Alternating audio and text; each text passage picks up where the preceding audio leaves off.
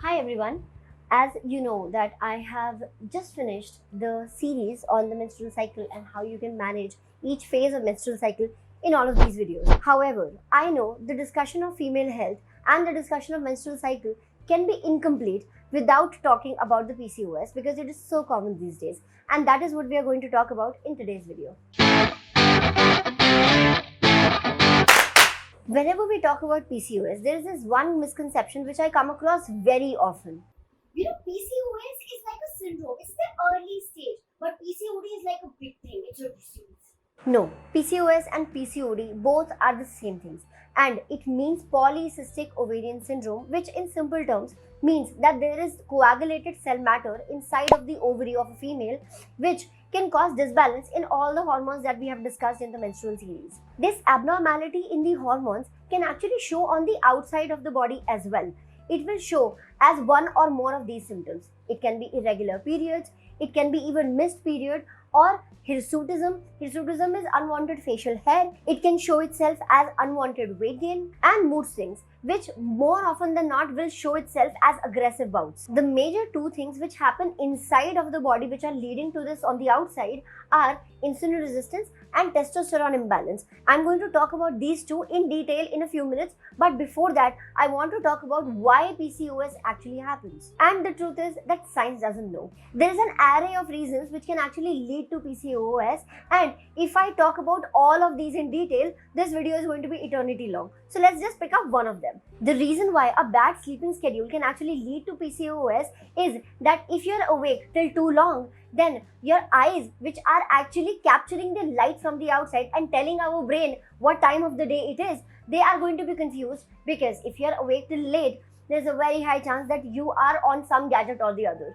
And the gadgets actually emit blue light, and that blue light resembles the light of the day, and that is why the brain gets confused. So if I explain you the science of it, when the eyes are actually capturing the blue light till late night, then they are going to tell the suprachiasmatic nucleus, which is the alarm clock of the body, and then that suprachiasmatic nucleus is going to tell the hypothalamus, which is the center of the brain which actually is attached to the alarm clock, that it is still daytime, and because of which the hormones which are going to be released are going to be the daytime hormones. What are the daytime hormones? The hormones which keep us active. And that is the reason the relaxation hormones will not be released at time. And that is the reason why the relaxation hormones which are supposed to be released in the night won't be released on time. And because of which your body won't be repaired as much as it should be. And because of which your body is going to get damaged more than it is supposed to. And that's when the hormonal disbalance is going to occur. Complex much? I know. That is the reason why I'm going to simplify, not about the scientific reasons of it, but how you can actually rectify it. First of all, do not try to self-diagnose. If at all you are feeling one or more of the symptoms that I have discussed in this video, then you can actually go for 2 tests which can actually confirm whether you have PCOD or not. And these tests are either an ultrasound which can tell you whether you have cyst in your ovary or not, and second is the blood work where you check the levels of testosterone and prolactin in your blood. Now let's talk about the 2 major abnormalities which happen inside of your body because of PCOS, which are insulin resistance and increase in testosterone levels. Let's talk about the insulin resistance first. As I said, it's not only the hormones which are being disbalanced, it is the center which is releasing the hormones which is getting imbalanced. And that is the reason why other hormones also get affected. And because of which your insulin levels can actually get hampered. Now what does insulin actually do? When we eat food, the carbohydrates get broken down to glucose, which provides energy to our body. And that glucose has to enter inside of the cell, where the cell is going to do its magic and create energy out of that glucose. But the glucose can only enter inside the cell if it has insulin bound to it. So basically insulin is like a gate pass for that glucose to enter inside the cell. If insulin is disbalanced because of any reason, then the glucose will not be able to enter inside of the cell, and it will keep roaming outside in the blood. Because of which 2 things will happen. Firstly, your cells will constantly keep craving for energy, and they'll tell the brain that, dude, we do not have the raw material to make energy, and that is why you will feel sluggish. However, the blood will still have the glucose, and that is the reason why blood glucose level will rise. And that is when the diabetes can get started. And how can you manage that? It's exactly similar to how a diabetic person will manage their blood sugar levels. And I have discussed all that in an entire series where I discussed everything about diabetes. So you can see that. However, the basic is that you focus on unprocessed whole foods and avoid processed and packaged foods as much as you can. That way, your glucose will be released into your blood slowly and gradually, so that that limited capacity of insulin can be actually utilized without putting too much pressure on that limited insulin.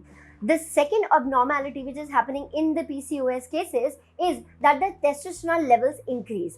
Now, there is a magic which I wanted to discuss with you in this section, which I never see anybody talking about. However, all the people that I have treated for PCOS, they have always reaped benefit out of it. Do you want to know what is that magic? So, testosterone is a male hormone. Everybody knows that, right? What testosterone does in males is that it increases the rate of recovery, it increases the rate of muscle buildup, and it increases their strength. And the same thing testosterone can do in females also, by the way. So, all the girls with PCOS, they actually have more strength than normal girls. They just have to tap into that. And how they can tap into that? By doing weight training. And when a girl who has PCOS starts to do weight training, I have seen in all my 100% of the PCOS cases that these girls lift heavier, they get muscle faster, and they get stronger faster, because of which they end up actually balancing out their hormones. So in a way, this problem has a solution in itself. I should also tell you that this process takes time. My favorite client who lost 55 kilos with me and started getting her periods right on track after having no period for 2 years straight, took 3 years to actually normalize her periods and get testosterone levels down by certain extent. So, we can very safely say that PCOS is completely recoverable. However, you have to put your effort into the right direction. Do not fall into any kind of trends and fad diets. Just do the 3 basic things, which is workout, nutrition, and sleep on time. Now, what exactly you're supposed to do in the workout, what exactly you're supposed to eat, and how exactly your sleep cycle can actually help you recover your PCOS faster, that I can tell only when I see your lifestyle in detail. If you want me to look into your lifestyle deeply, then you can write to me on this email ID and we can start the talk. Also, whenever I mention weight training to any female, the first question that I get is, will I get too bulky if I weight train and lift weights? The answer is no. Females are not designed to look bulky. Even if you do weight training, you will actually get toned and more strong rather than looking bulky and looking like Salman Khan. And I also understand that weight training is not going to be your day one of the workout. So I would recommend that you start slow. If you have never worked out at all, start with as basic as a walk and then gradually build up on your strength, gradually build up on your workout intensity, and you will actually start seeing the differences in very less time.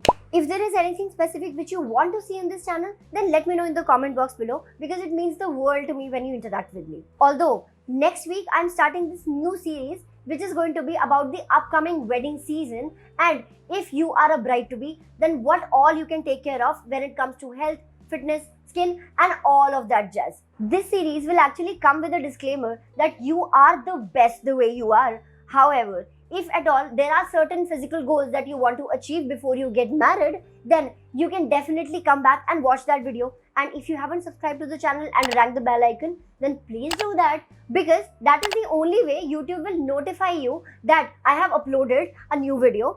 And on that note, Manisha Mehta signing off. I'll see you next week. Until then, be a fit foodie and always remember, I love you unconditionally. Bye.